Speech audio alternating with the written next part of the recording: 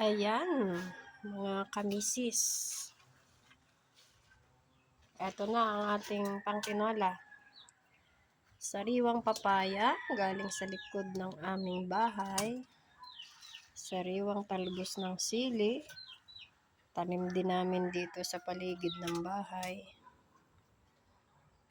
Totoo nga naman. Pag may tinanim, may aanihin.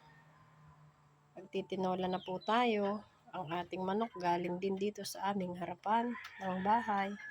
Ayan. Oh, may mga sisiw yan, oh. Tinatakpan niya ang mga anak niya. Ito, yung jambong manok. The giant na inahin. Ayan pa po, madami sila dyan sa loob. Yung isa, kinulong ko doon kasi masyadong malikot. Ayan sila. Oh. May bibi pa kami dyan. Hello, mga bibi.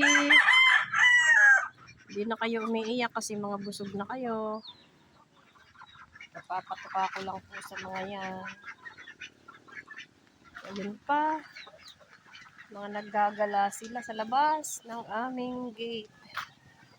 Mga busog na sila. Pero hindi naman sila lumalayas. Diyan lang sila. O, kasya pa siya sa gate. Ayun, yung isa lumipad na palabas.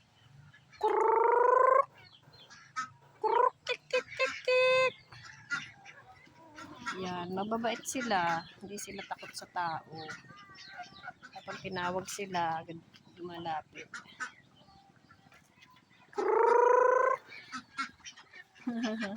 Pati mga itik ko, oh. Nakakatuwa po naman. Pagising sa umaga, paglabas mo pa lang ng pintuan, sasalubungin ka na nila. Hingi na sila ng pagkain. Sobrang laki niyan.